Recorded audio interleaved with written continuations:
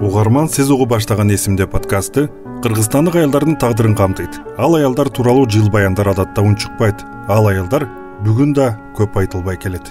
Бирок аялдардын коомго кошкон зор салымы талашсыз. Подкаст алардын аттарын, алар тууралуу эсти кайтарууга умтулат. Аялдардын образдары баатырдык мүнөзгө ээ эмес, анткени баатырлыгы жашырылган. Анда эсимде подкастынын аялдарга арналган 3-чү эпизодунда Ош облусуна караштуу Ноокат районунда 1960-70-80 жылдары тамекичиликтин азабын тарткан 3 аялдын таржымалын баяндап беребиз. Совет доорунда адамдарды тамекичиликке мажбур менен иштеткен аймактардын сап башында Ноокат району турган. Кеп кыла турган 3 каарманыбыз тең Совет доорунда тамекичиликтен башы чыкпаган аялдар. Анда сөздү Жумагүл Сапарованын эскерүүлөрү менен баштайын. Жумагүл эже Ош облусунун Ноокат районунун Карагой айылында 1949 жылы туулган. 1970 жылы кошуна айылга эле турмушка чыгып, райсоветте 8 жыл эсепчи болуп иштеген. Андан соң мажбур тамеки талаасына чыкканга туура келди. Ал кезде колхоздо талаа иштерине чыкпагандарга кысым болчу. 1978 жылы Жумагүл Сапарованы эгин талаада эле навестин астында уюштурулган утурумдук бала бакчага тарбиячы кылып дайындашты. Бул жерде тамекиде иштеген келиндердин чөргөөдөгү чүрпөлөрүнөн мектепке чейинки 15 чакты наристе топтолгон. Бакчанын иши тууралуу азыр Жумагүл эже мындайча эскерет. Эртең менен 5-6-ларда тамеки сарайга барам. Тамекичилер жаш балдарын мага таштап, талаага тамеки үзүмгө жөнөп кетишет. Бакчанын ичинде 20-30дай кичинекей керебет болгон. Аларга балдарды уктатчумун. Ыйлаган балдар үчүн темир жел бешиктер бар эле. Аны жип менен ийилип коюп, уктаганча терметчүбүз. Болжол менен 15 чакты бала топтолчу. Жаңы төрөлгөн наристелерди үйүнөн бешикке салып, алып келип ташташчу. Өкмөт тарабынан жаш балдарга сүт берилчү. Сүт берип, каша жасап берип, балдарды карачубуз. Эртең менен 5те барган боюнча түнү 12-1лерге чейин иштечүбүз. Өзүмдүн 5 балам болгон. Алар бакча жашынан өтүп калгандыктан, аларды үйгө таштап келчүмүн. Кечке чейин балдарымды көрбөй иштейт элем. Жаш балдар бири уктаса экинчиси ойгонуп, ыйлап чарчатар эле. Энелери маал-малы менен келип, эмизип кайра тамеки түзүүгө, үзүүгө кетишер эле. Ал жерде балдарга азыркы балдар бакчаларынан айырмаланып, окууну, жазууну үйрөтүп болгон эмес. Тек гана ыйлатпай кароо ташырмасы берилген. Бул жаш энелер балдарына алаксыбай тамекиге иштеши үчүн керек эле. 1991 жылы Совет доору кулап, тамекиге талап токтосо да, үйрөнүп калган канчалаган үй бүлөлөр тамеки өстүрүүнү уланта беришти. Тамеки өтө арзан баада сатылып, көп эмгекти талап кылган. Түйшүгүнө карабастан Жумагүл Сапарова балдары менен 2007 жылга чейин тамеки эгүүнү уланта беришти.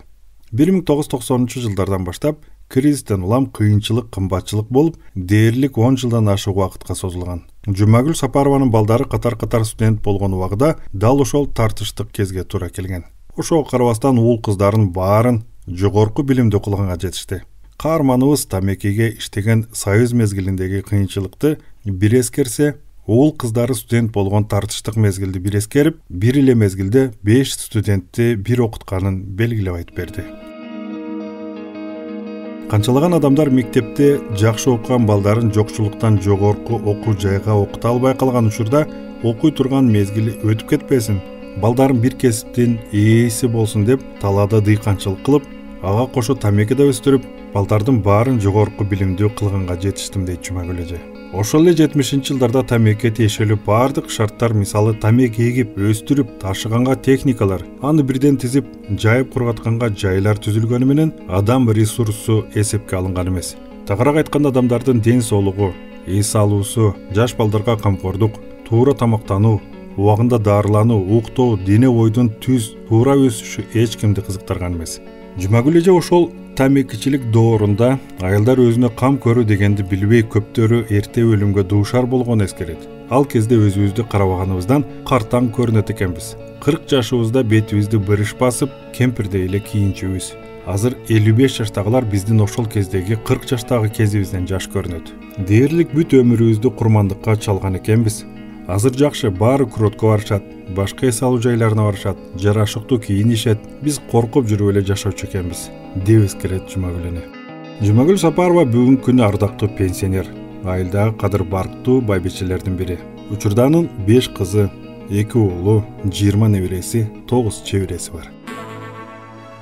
Экинчи каарманыбыз Майрамкан Абжалова 48 жашта. Ал 1976-жылы Ноокат районундагы Россия колхозу азыркы Зулпуев атындагы айыл өкмөтүндө туулуп билим алган экен. Учурда ал жашаган айыл Кашкалдак деп аталат. Майрамкан Абжалова эс тарткандан баштап тамеки иштеп чоңойгон. Мектеп жашына чейин эле апасы менен тамеки таласына барып, бир туугандары үзгөн тамекинин жалбырактарын кучактап талаанын четине ташчу. Кичинекей кыздын кучагына канчалык батат эле. Ошондой болсо да, ал улам таш отуруп кыйла эле кол кабыш кылып койчу. 1970-жылдары тамекиге кичинекей Майрамкан теңдүү 6-7 жаштагы балдар көп эле тартылчу. Ал кезди Майрамкан Абжалова мындайча эскерет. Апам топтолгон тамекилерди дестелеп түйүнгө салчу. Ал түйүндөр 60, 80, кээ бир чоңурагы 100 килограммдай болчу. Ал түйүндөрдү атам, апам, акем, атүгүл эжем да көтөрүп трактор келчү жерге алып чыгышчу. Андан кийин тамеки тизер элек. Колдорубуз тамекинин ширеси болуп мектепке барар элек. Ага эжелер калп эле урушмуш болушчу. Тамеки кармаган колуңарды жууп келгиле деп. Тамекиге иштеп атканда окуу, мектеп, оюн зоок же башка нерселерди такыр ойлобойт элек. Бир аз чоңойгондо агам эжемдер менен бирге үзүп, оор түйүндөрдү мен да көтөрүп баштаганмын. Ойлоп коем, ошондон боюм кыска болуп, дене боюмдун өсүшү туура эмес өскөн деп. Жаңы модадагы кийим, косметика, чачты прическалоо, макияж деген нерселерди билчү эмеспиз. Уйку кангачада уктаган эмеспиз. Апам артта калсак радиодон чыгабыз деп бизде урушуп жемелер эле. Майрамкан Абжалова ошол эселек маалынан баштап 40 жашка чыкканга чейин тамеки иштеген. Балалык чагы күнү түнү, атүгүл жыл бою тыным алдырбай тамеки элди мажбурлап иштеткен мезгилге туш болгон. Абжалова 1993-жылы Ош шаарындагы 116 кесиптик окуу жайында билим алган.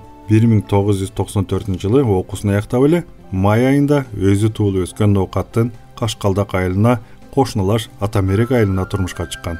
Турмушка чыгып деле Майрамкан тамекинен кутулган эмес. Кайрадан жолдошу менен бирге тамекиге иштеп турмуш уланган. Тамекинин иши эрте жазда башталып кышка чейин уланат эмеспи? 9 ай иштеп кургаткан тамекини өтө арзан баада сатып, жаш үй бүлө оокат кылышкан. 2 уул, 1 кызды болуп, анын балдары да өзүнө окшоп тамекиге иштешти. Майрамкан Абжалова балдары тууралуу айтып жатып, мындай пикирин ортого салды. Балалык чагымды эстесем тамеки эзилип иштеген күндөрүм гана көз алдыма тартылат.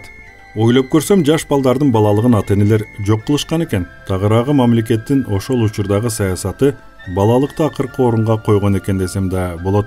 Кимден же эмнеден коркуп ата-энелерибиз бизди мынчалык эзип иштетти экен деп ойгоп атам. Майрамкан доор алмашкан жылдары тамекиге болгон элдин мамилеси тууралуу буларды эскерди.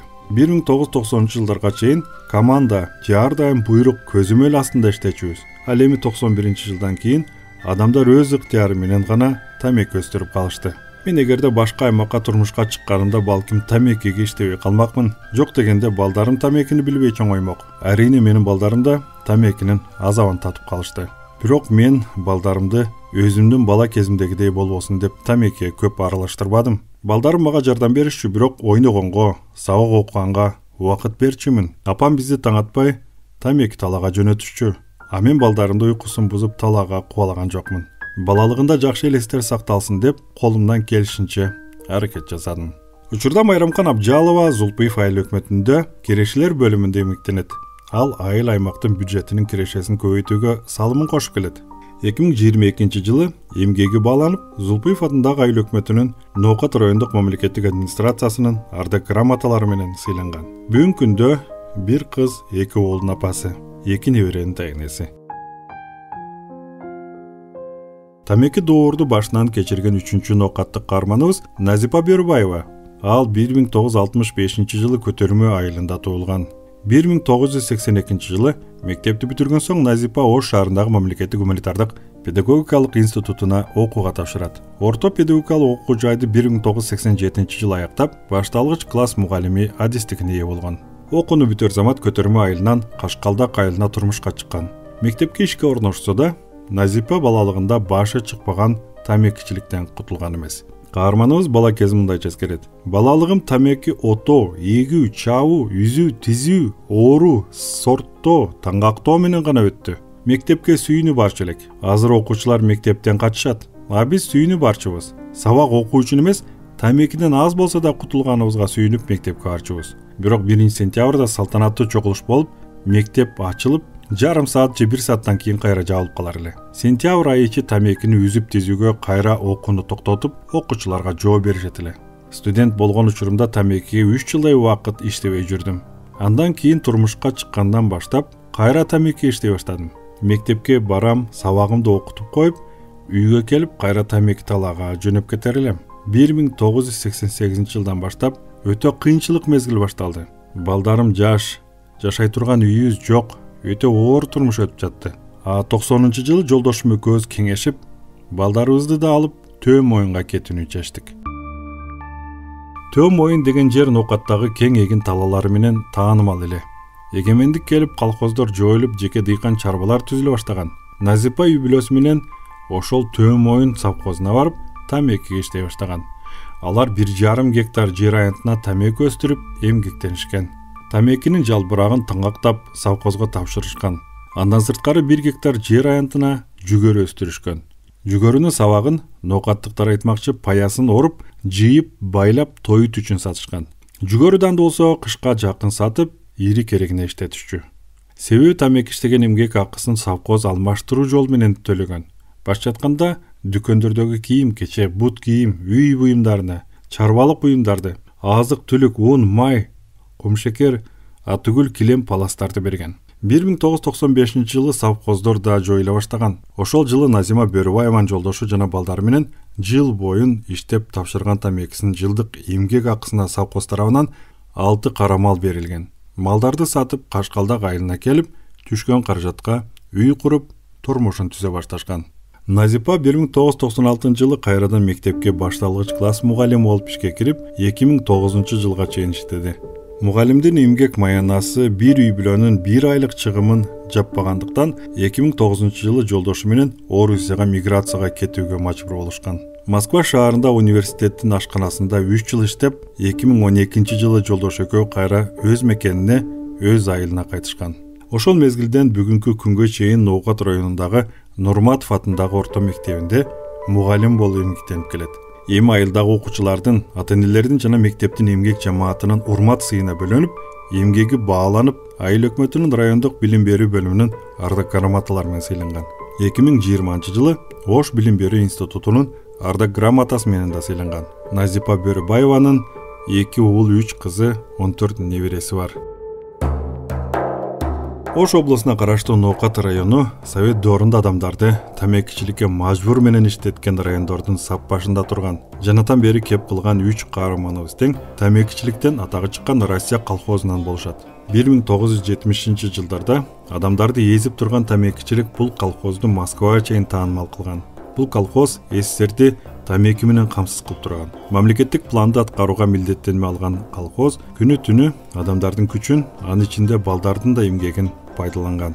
Россия колхозу тамекичилик боюнча бүткүл союздук эл чарбачылыгынын жетишкендиктеринин көргөзмөсүндө алтын медалдарга ээ болгон. Колхозду эгин талааларына дыйкандар өзү каалаган эгинди эмес, жогору жактан көрсөтмөсү менен тамекини гана эгишкен. Тамеки өстүрүү февраль айында урукту өндүрүүдөн башталып, кеч күздө кургатылган тамеки жалбырактарын таңгактап тапшырууга чейин уланган. Үй бүлөлөр жайкысын тамеки үзүмгө таңкы саат 4-5тен баштап, тамеки тизимде түнкү саат 1-2ге чейин иштешкен. Тамекичиликке 6 жаштан 80 жашка чейинки бардык адамдар тартылган.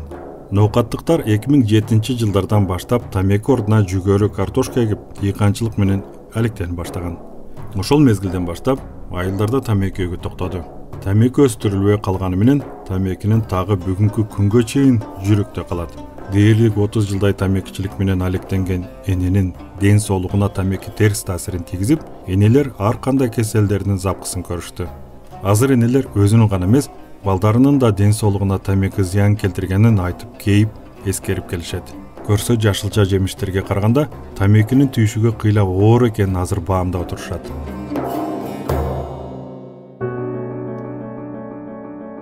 Угарман, Эсимде подкастынын 3-чү эпизодунда Ош облусуна караштуу Ноокат районунда 1960, 70, 80 жылдары тамекичиликтин азабын тарткан 3 аялдын таржымалын айтып бердик. Бул баян изилдөөчүлөр Динара Сапарова менен Бактыгүл Мединованын маектеринин негизинде даярдалды. Эсимде изилдөө аянтчасынын подкаст түрмөгүндө буга чейин өмүр таржымалы жашырын, жабык болгон аялдар тууралуу баяндалат. Кыргызстандык аялдардын аттарын алар тууралуу эсти кайтарууга умтулат.